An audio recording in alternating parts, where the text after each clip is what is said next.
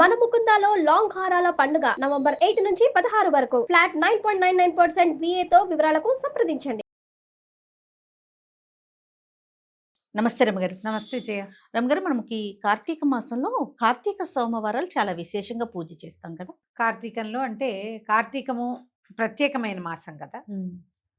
మొత్తం అంతా ఉపవాసం ఉండే వాళ్ళు ఉంటారు, ఉండగలిగే వాళ్ళు, అది వేరే కథ.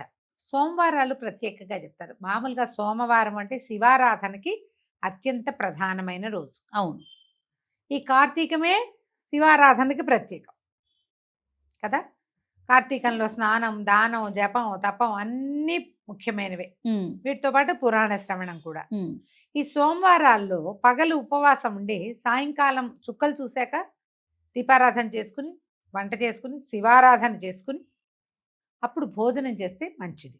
ఓకే. మామూలుగా శివారాధన ఉదయకాల అభిషేకంతో పాటు ప్రదోషకాల ఆరాధన చాలా విశేషమైనది. ప్రదోషకాలంలో పరమేశ్వరుడట తాండవం చేస్తాడు. ప్రతి ప్రదోషంలోనూ మనం ఈ ఉజ్జయిన్ లాంటి దేవస్థానాలకు వెళ్తే సాయంకాలము అసలు ఆ ఢమరుకాలు అవి మోగిస్తారు. అసలు చెప్పరాని ఉద్వేగం వచ్చేస్తుంది జయ. గుస్బంప్స్ వస్తాయి. అవునండి. ఆ బాగుంటుందంటే ఆ మధ్యలో కాహళం అదొక తమాషా సౌండ్, ఇట్లా తప్పెట్లాంటి ఇట్లా కొడతారు, చల్లుమంటుంది. ప్రతి సాయంత్రము ప్రదోష వేళ పరమేశ్వరుడు తాండవ వేళ ఆయనకి. ఆ సమయంలో అర్చన చేస్తే అత్యంత ప్రసన్నుడుగా ఉంటాడు పరమేశ్వరుడు అని చెప్తారు. ఓకే. ప్రదోషకాలార్చన విశేషం. ఇందులో మళ్ళీ చూడు శని త్రయోదశులు ఇవి మాస శివరాత్రి నాడు ప్రదోషకాలార్చన, ఇవన్నీ విశేషాలు. ఇవి ప్రత్యేకంగా దేవాలయాల్లో నందీశ్వర అభిషేకాలుగా రకరకాలుగా చేస్తారు. అయితే ఈ కార్తీకాల్లో ఏంటంటే ఇది జనసామాన్యంగా అందరూ చేసుకోవచ్చు. అవును. దీనికి విశేషంగా అది ఏదో చేయాలన్నది ఏం లేదు.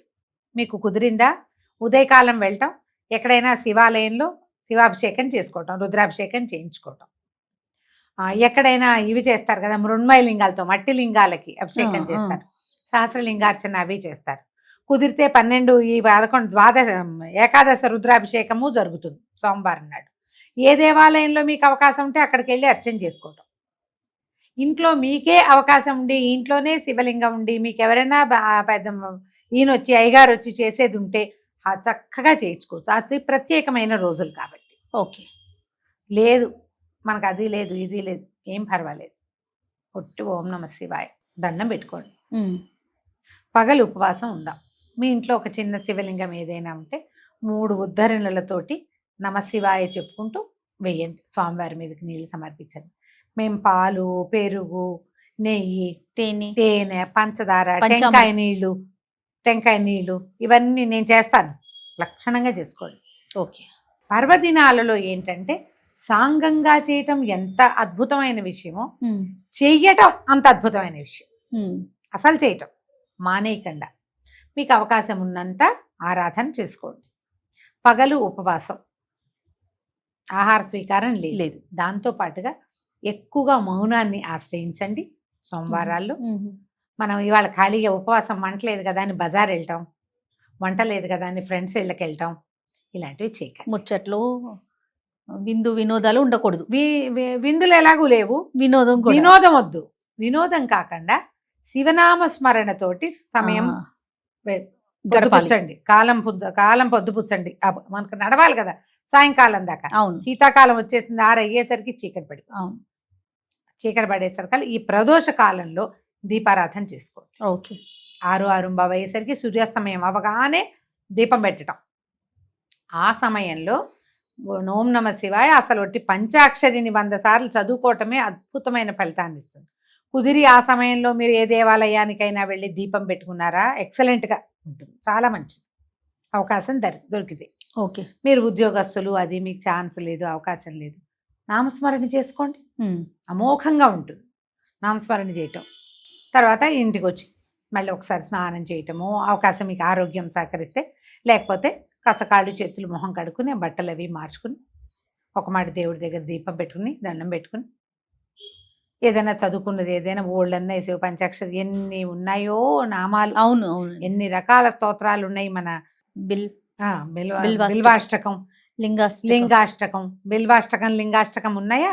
తర్వాత ఏమో శివమహిమ్న స్తోత్రము, శివ మానస పూజ. నమ్మకం చమకం కూడా చదువు నమ్మకం చమకం ఆడవాళ్ళందరికీ ఎక్కడ వస్తాయమ్మా, అవి నోరు తిరగదు. కష్టం కదా. చమకాలు మగవారు చేయటము, పురోహితులు ఎవరైనా ఉంటే అవకాశం, మన దేవాలయానికి వెళ్తే అది కుదురుతుంది. మీరు అవన్నీ చదవక్కర్లే, ఇవి చదువుకున్నా చాలా, ఇవే చాలా గొప్పవి. అవును, చాలా ఏమి లేకపోయినా పంచాక్షరి మంత్రమైనా పొట్టిగా పంచాక్షరి నమశివాయ అనుకున్నా చాలు. చేసి ఏదైనా చకచకా వంట చేసుకుని ఆ చేసింది స్వామికి నివేదన చేసి దండం పెట్టుకుని ఆ ప్రసాదాన్ని భుజించండి. ఎంత చక్కగా అయిపోతుందంటే కార్తీక సోమవారం 4 సోమవారాలు వస్తాయి. 4 వారాలు ఉపవాసం ఉండండి, సాయంకాలం పూజ చేసుకోండి. శివారాధన సులభంగా ప్రసన్నమవుతాడమ్మా శివుడు. అవును, పరమేశ్వరుడు ఐశ్వర్యకారకుడు, మోక్షకారకుడు రెండుగా చెప్తారు. శివారాధన చేస్తే మీకేదో కోరికలు ఉంటాయి. మనుషులు అన్న తర్వాత మనకు ఎన్ని రకాలు ఉంటాయి. ఉద్యోగం కావచ్చు, సంపద కావచ్చు, ఇంకా ఏదో మన జీవితంలో ముందుకెళ్ళటం కావచ్చు. మీరు త్రికరణ శుద్ధిగా శివయ్యనే మనసులో నిలుపుకుని ధ్యానం చేసుకుని పూజా విధానం సజావుగా ఎంత చేతొస్తే అంత ఒక నియమం ప్రకారం కొనసాగించి అత్యద్భుతమైన ఫలితాన్ని పొందవచ్చు. లేదు మనకేం కోరికలు, మానసికమైన ప్రశాంతత వస్తుంది. అవును, శివారాధన వల్ల చాలా ప్రశాంతత వస్తుంది. మీకు ఏది కావాలంటే దానికోసం హాయిగా చేసుకోండి. 4 సోమవారాలు వచ్చినాయి, 4 సోమవారాలు చక్కగా సుసంపన్నం చేసుకోవచ్చు మీ అవకాశాన్ని బట్టి. ఇందులో ఏమిటంటే మేము ఉపవాసం ఉండొచ్చా అని బోళ్ళంతమంది అడుగుతారు. అవునండి, బాలింతలు, పిల్లలకి పాలిచ్చే వాళ్ళు ఉపవాసం జోలికి వెళ్ళొద్దు. ఓకే, గర్భవతులు వద్దు, చిన్న పిల్లలకి ఉపవాసాలు చెప్పరు, వృద్ధులకి ఉపవాసం అక్కర్లేదు, అనారోగ్యంతో ఉన్న వాళ్ళు ఏదైనా మందులు మాకులు వేసుకునే వాళ్ళు ఉపవాసం అంటే ఒక రకంగా చేసుకోవచ్చు. ఎట్లా స్వామివారికి నివేదన చేసేయండి పొద్దునే మీరు చేసిన వంట, అది భుజిస్తే ఉపవసించినట్టే. కాస్త కొంత నిశ్శబ్దం పాటిస్తూ కొంచెం శివనామస్మరణ చేసుకుంటే గర్భవతులు కూడా 7 నెలలు వచ్చేదాకా నామస్మరణ తర్వాత కూడా నామస్మరణ చేసుకోవచ్చు. అదేలేండి, కొంచెం దేవాలయ దర్శనాలకి వాటికి వద్దని చెప్తాం, కానీ ఇది కూడా ఉపవాసమే. స్వామివారికి నివేదన చేసిన పాలు పళ్ళు భోజనము అన్నము వంట చేస్తాం, పొద్దున అదంతా చూపించి నివేదన తీసుకోండి. సాయంకాలం మళ్ళీ దీపారాధన చేసుకుని దండం పెట్టుకోండి.